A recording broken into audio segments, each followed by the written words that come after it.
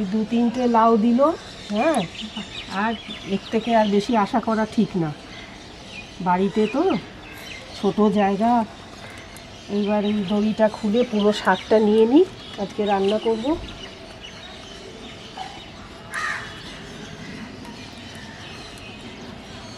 মাঝে মধ্যে কেটে নিয়ে লাউ শাকও তো খেলাম, তাই না?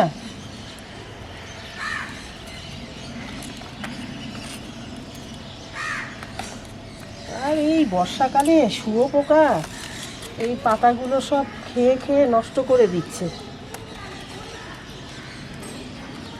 কীটনাশকেও কিছু হয় না এদের, তাও তো আমি কেমিক্যাল ব্যবহার করি না কোনোটাই।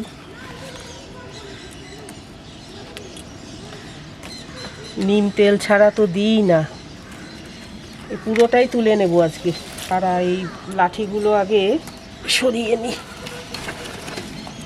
আর সব থেকে মানে এই চালের বস্তা না, ছোট ছোট 10 কেজির চালের বস্তা। চালের বস্তার মধ্যে মা তুমি যেভাবে মালচিং পদ্ধতি দেখিয়েছো এর আগে, সেটা তো খুব রোদ্দুর সহ্য করতে না পারলে ওগুলো একটু না দিলে পুড়ে যাবে।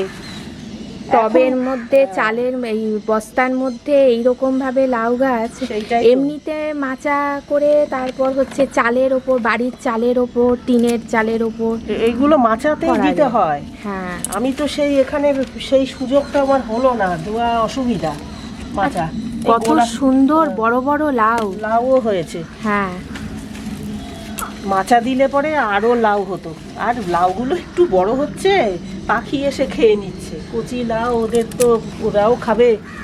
এই যে গোড়া থেকে এবার আর এত বৃষ্টি। হ্যাঁ, এই বছরে প্রচন্ড বৃষ্টি। হ্যাঁ, আর এটা অনেক দিন আগে লাগিয়েছি, এইবার নতুন করে আবার লাগাবো। ভালো করে মাটি টাটি তৈরি করে এই গোড়া থেকেই তুলে ফেলছি এবার। এই লাউ শাক দিয়ে কি আজকে রান্না হবে না? আজকে রান্না করব। হ্যাঁ, আচ্ছা। 6-7টা লাউ এসেছিল না ছোট ছোট, কি হলো? তো ওই পাখি সব পাখি খেয়ে নিয়েছে।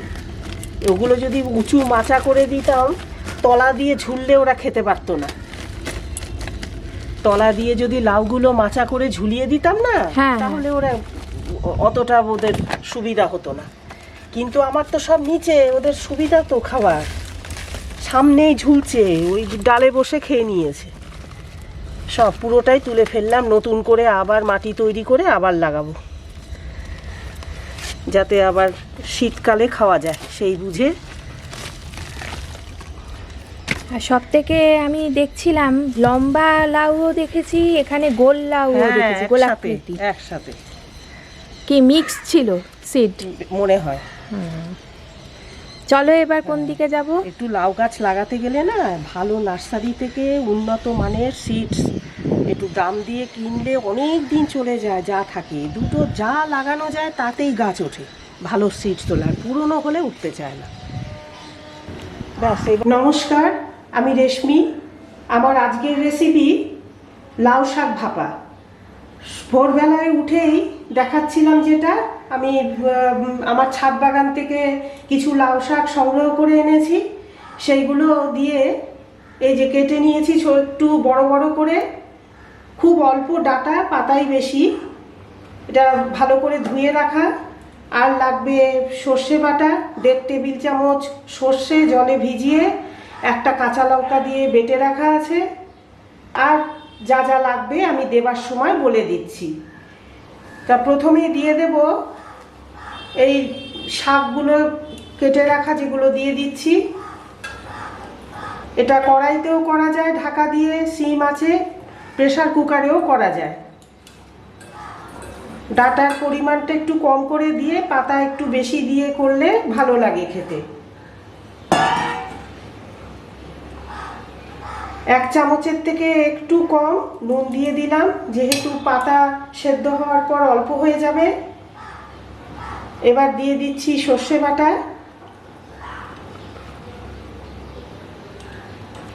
সর্ষে বাটার বাটি ধুয়ে জল দিয়ে দেব।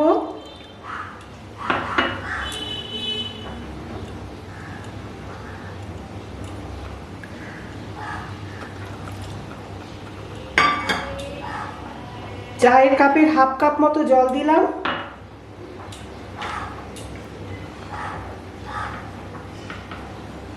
হাফ চা চামচ হলুদ গুঁড়ো,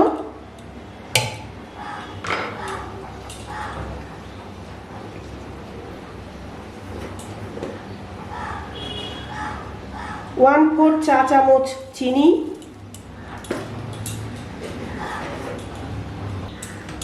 2 টেবিল চামচ কাঁচা সর্ষের তেল,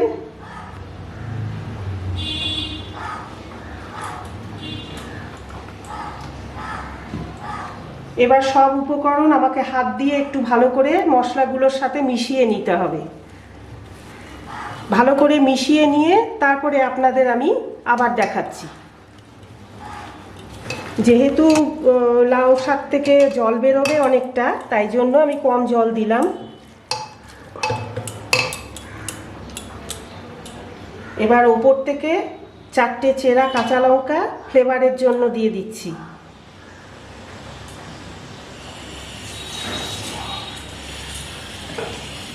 প্রেসার কুকারের মুখ বন্ধ করে দিচ্ছি।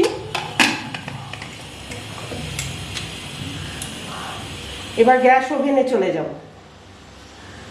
গ্যাস ধরিয়ে প্রেসার কুকার বসিয়ে দিলাম। ফ্লেম একদম সিমে রাখতে হবে। 2টো সিটি দিয়ে নেব।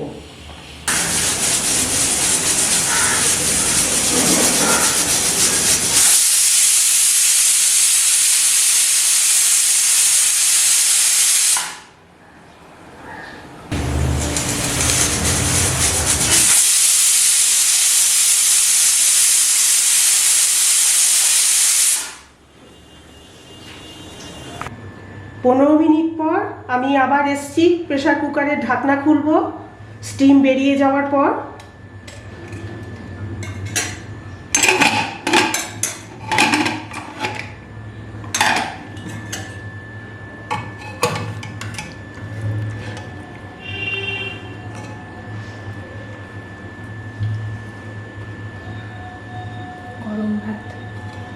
গরম ভাত দিয়ে ভীষণই উপাদেয় একটি রেসিপি। আপনাদের কেমন লাগলো বাড়িতে অবশ্যই কিন্তু ট্রাই করে একবার নিজেরা খেয়ে দেখবেন। আশা করি ভালো লাগবে। পছন্দ হলে লাইক করবেন, শেয়ার করবেন, সাবস্ক্রাইব করবেন। ধন্যবাদ।